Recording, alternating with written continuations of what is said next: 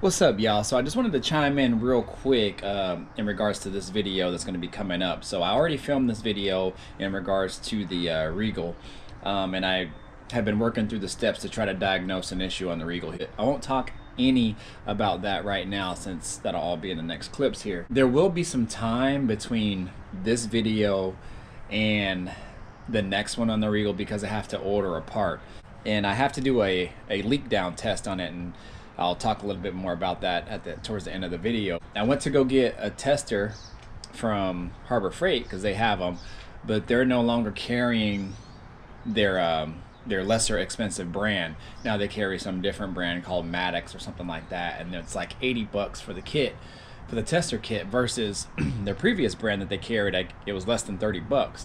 I really didn't want to pay 80 bucks for an unknown brand, basically. I didn't even know if it was any good. And, you know, basically just a one-time use, at least for right now. It's good to have, but, you know, it's probably not something I'm going to use all the time. So I went on Amazon to see if I could get one that had good ratings for a little bit less money.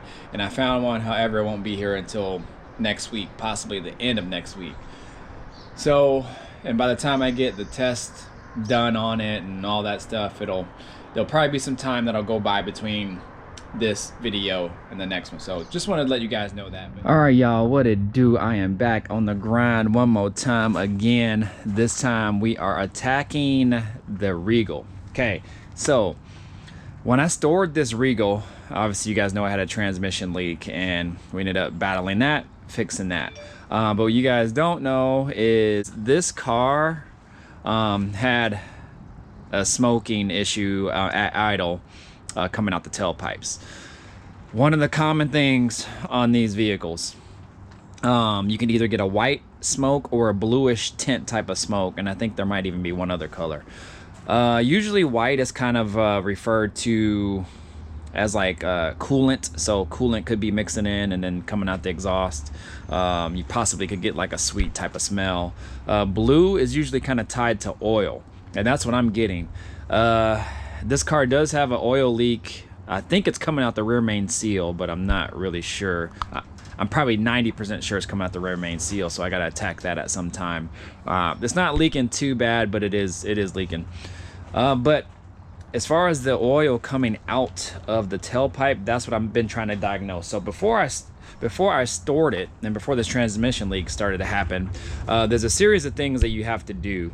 So it could be turbo seal. The turbo could be the culprit. You could have oil in the intercooler or in the downpipe. That's one way to check. Another way to check, and you could also have oil on the plugs, and possibly one other thing. There can also be oil in the MAF as well. So what I have done already, I remember before I stored it, I checked here. I pulled the turbo. I checked the turbo for play. No oil in the downpipe, at least from what I saw. No oil in the MAF. Also, the plugs I did not check. So I checked them today since I got it out of storage, and they all look fairly clean. I mean, you can tell at the top they're white. A little bit of oil at the bottom of the threads, but this one is actually a little bit dark. It's not wet, but it is dark. So this is the passenger side. And then when I came over here, these ones all checked out the same as I just showed. However, this one, furthest one back to on the driver's side to the firewall, is a little oily. And you can tell right there, definitely a little bit oily. Not super wet, but it might not be super wet because I haven't really been driving the car.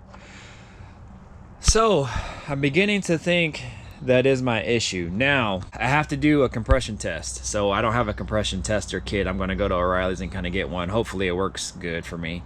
The way to check this is just to hook it up. On these particular cars, they say it's better to take out all the spark plugs and then take off your up pipe and then open the throttle body, keep the throttle body open. That way the car, when you turn it over, can spin as freely as possible. And that's why they tell you to take out the spark plugs. That way the car, that when you turn it over, the car can spin faster, the cylinders can spin faster and spin freely, and they could basically fill up that cylinder with air as fast as possible. Also, you want the battery at full charge, or have a charger of some sort on it, so there's no lag when it's spinning. So that's what I'm going to do right now. I'm going to go to O'Reilly's and try to get one. All the cylinders should be within about 10% of each other. So let's say, for example, if they all are at 130 compression PSI, then they should all be about 10% of each other. And then possibly this back one is not. Then I know I probably have a valve seal type of issue. And if that's the case, then I'm going to have to take off the covers and do a valve job. A valve seal job at least. And I guess it's not the end of the world, but yeah, I'm gonna have to try to attack that. So I've never done that on this car, so hopefully it's straightforward. I've done some valve seal jobs obviously on LS motors, so I'm just gonna have to apply that knowledge to here and then see what I can do, make sure I have all the torque specs and everything correctly, and then just kind of go from there, y'all. So here we go. All right, y'all, so I'm back from O'Reilly's. I put the plugs back in, just snugged them up and put all the wires back on. You're supposed to let the car, I guess, be warm first before you do the compression test. So I had to put them back in. So I'm just gonna go ahead and start the car. Just let it warm up for a few minutes. Not get too hot, but just get warm. And then I'm gonna shut it off, and I'm gonna take all the plugs back out, and then I'll go ahead and try to start this compression test on it.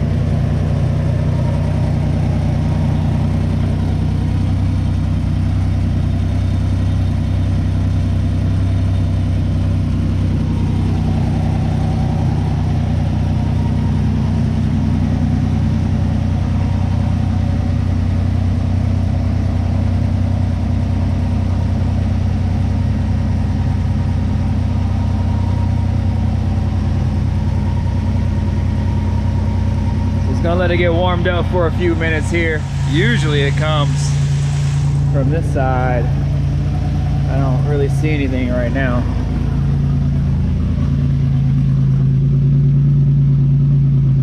Yeah, nothing right now.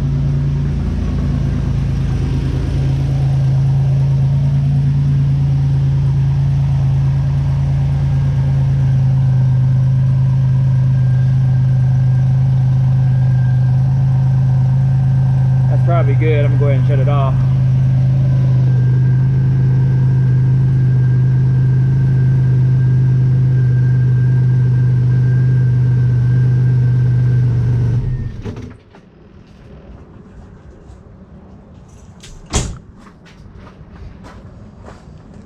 All right, I'm gonna go ahead and take these plugs out. All right, so I just got done running it, and I just got done taking out all the plugs. And this plug here that was in the back on cylinder 5, say 135 in the back, I think this is definitely the culprit. But you can see how wet it is. I don't know if you guys can really tell. Let me go try to get in better light. But on the bottom, it's wet oil. So I'm gonna go ahead and continue with the compression test, and then just kind of see where we stand. It can only be a ring, which I hope not. Lord, I hope not. Or a valve seal. I'm thinking that's what it is, because from my understanding, and I've never had bad rings before, but I've seen bad rings. And you know, when you have bad rings, piston rings, then it smokes like hell. So I'm hoping it's the seals. Most people say and come to that it ends up being the valve seals or something with the turbo. I've heard of rare occasions where it's the piston ring. So. All right, y'all. So I did cylinder 1. This is kind of just sitting steady about 140. I'll try to see if I can maybe get one on film. It's gonna be really hard because I don't have my stand. So if I don't get one on film, then you'll just see me just kind of just go through all of them after the fact. But maybe I'll try to see if I can get one cranking, see if I can get a good place to set this camera. All right, y'all, so I got it kind of sitting on the flattest surface I can. Got it zoomed in all the way to the gauge. Let's see if that thing rises up.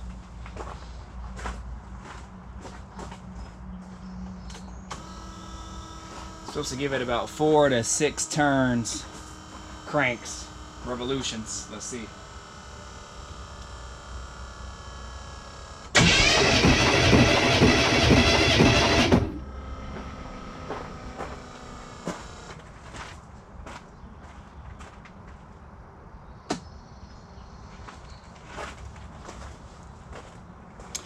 All right, so that one actually rose a little bit higher, about 150.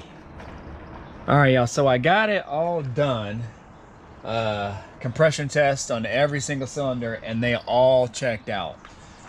I wrote it down here. It's always good to kind of write this stuff down. So as you can see here, they all checked out about 150-ish. And you want them all, to my understanding, within about 10% of each other. You know, I didn't fully trust the gauge, but I knew it would probably, as long as it stayed consistent as far as the numbers go, then I was fine with it, you know, just because it's a, you know, used gauge.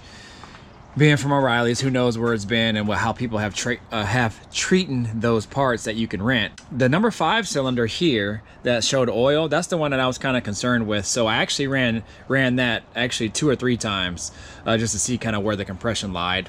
First, it kind of went up to 160. And then I rechecked it again, and it went to 150. I rechecked it again, and went to 150. So I just wanted to kind of double check that one, just to see if the gauge kind of stayed consistent. But all in all, I mean, like number 1 cylinder was 140, 150, 150, 145, 155, 155, and I did about 6 cranks on them all. And then I kind of just started to do 7 cranks. On that 7th crank, they kind of just topped out. So they were all basically checked out, man. Nothing as far as like, you know, it's showing like 100 or 90 on one, and then, you know, the rest were all high like this. So, and I think this is about where it should be, somewhere in that range. I mean, I'm not a turbo Buick guru on these engines or anything like that. I've never torn one down, but I've done a lot of work on these cars as far as the top end goes, but I've never had one torn down to the block or anything like that. So, and I've never had to replace anything like crazy, you know, just some kind of simple things and whatnot, and just done some soft tune-ups and all that kind of stuff. But from my understanding and what I've researched and what I was told, you know, you want whatever the compression is, and if the compression is in these ranges, which are good, then if they're all within about 10% of each other, then you should be good to go. And 10% of 150 is about 135, you know, so, you know, we're kind of in that range.